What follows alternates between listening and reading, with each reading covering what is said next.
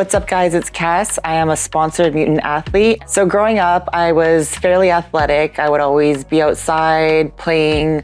I would throw the football around with my dad. I was in softball and soccer from about grade 5 until grade 8. Then throughout high school, I kind of drifted away from sports. I ended up moving in with my mom, and I kind of got into a phase of my life as a teenager where you're just kind of hanging out, partying with your friends.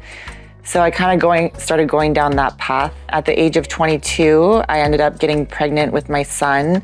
And that's kind of when I decided to turn things around and make some healthy changes. So I've been with my husband now for about 15 years. So we've basically grown together and seen every version of each other over the years. He's actually the one that inspired me to start getting into fitness. He used to be 300 pounds overweight. He was overweight his whole life, and he lost about 100 pounds. So after I had my son, I wasn't feeling very confident about the way I looked, and I was struggling with anxiety and postpartum depression. So I decided to start working out at home to manage that, and it kind of just started to grow from there. The more I did it, the more addicting it became. You started to see results, and then I kind of decided that I wanted to do this for a living. So my goal was to become a personal trainer. I got a part-time job at Fit for Less in Canada, which is a commercial gym here. And from there, I had people asking me if I had competed because I started to put muscle on very quickly.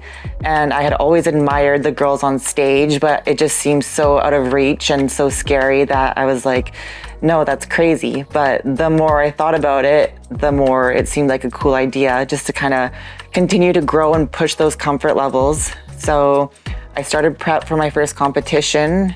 It was actually with the IFBB Elite. It was a small show, only one other girl in my class, but I had put so much into that prep. It was tough. It was a 16-week prep. My coach was very old school. I was drinking 4 green shakes a day with spinach, broccoli, celery, ice mixed in.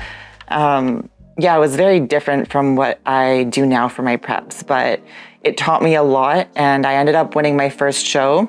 Then I made the decision to enter a bigger show with the IFBB Pro League, knowing that it was going to be a lot more difficult than the other federation. I ended up winning the overall in both of those shows, so that kind of made me think maybe I have potential in this sport to grow and do well. So I decided I wanted to continue to try and get my pro card. I did the Vancouver Pro Show and I ended up placing second, just missing my pro card. So I decided to have another go at it a few months following.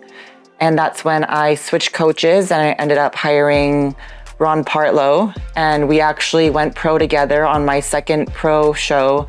The pandemic had just started and it was really disappointing because I was ready to keep pushing forward, but it was almost a reminder of what to be grateful for in life and that things can just be taken away from you in the blink of an eye. So it really gave me a different perspective on things. However, I did think this was a good time to push because so many people weren't competing. Travel restrictions were difficult. So I was like, this could be to my benefit if I get myself out here during this time.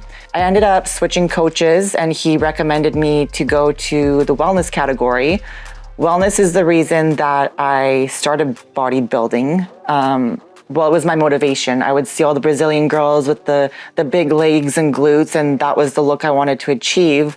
But the IFBB didn't have that category. So when it was introduced, I decided to give it a go. A lot of people said, like, what are you doing? Your figure, you don't have any chance in wellness. But I just listened to my gut and I kept going. My pro debut was the Milwaukee Pro. So I believe it was the second wellness pro show. Still didn't have an idea of what they were looking for in the wellness category. So we were overfeeding me to bring a softer look. And then it turns out that is not the look that they wanted. So we made some adjustments. 2 weeks later, I believe, we went into Chicago Pro and I ended up winning that show. So that was my first Olympia qualification. And I think it was just It was so surreal, and it really gave me the confidence that this is what I am meant to be doing. So from Chicago, I went into my first Olympia that year, and I was pretty disappointed. Of course, I didn't know what to expect. It was the first Olympia for wellness. I ended up coming in 11th place, which was really hard for me. Started questioning myself. But after that, we decided to continue to take advantage of the wellness category being so new and continue to hit show after show, getting feedback from the main judges, tweaking, making adjustments so they can see that like I'm here and I want it and I'm listening to what you guys want from me. So I continued to place 4th back-to-back in a couple of shows. So this year will be my 5th Olympia competing on that stage. So my first Olympia, I was 11th. My second Olympia, I came 4th. My third Olympia was 6th, and my 4th Olympia was 8th. So I have seen my placing start to drop throughout the years. The category is getting so much more competitive, but it's great that it's growing. I did make the decision last year to switch coaches just to try something new and see how it goes. And it's been going really well. We won two pro shows this year.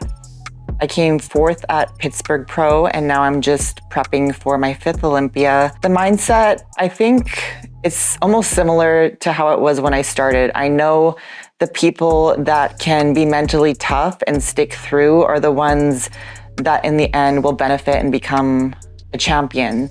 You see so many girls that just give up after their first show, and if you don't give up and you don't let your failures get to you, I want to inspire people, and I want people to know that no matter where you came from, you are in charge of what you do with your life, and if you believe in yourself, anything can be possible. I think my 2 favorite experiences would have to be the last Olympia I competed in. Even though it wasn't my highest placing, just the experience and the circle of people that I have built around me and support me, it was the best experience for me. And then, of course, the Arnold was also amazing, and that was when I won the overall in 2023. So that whole experience, it was really cool. Part of it I struggled with was the controversy after my win. Of course, people get very passionate about the sport in Brazil, so I did have a lot of hate coming at me.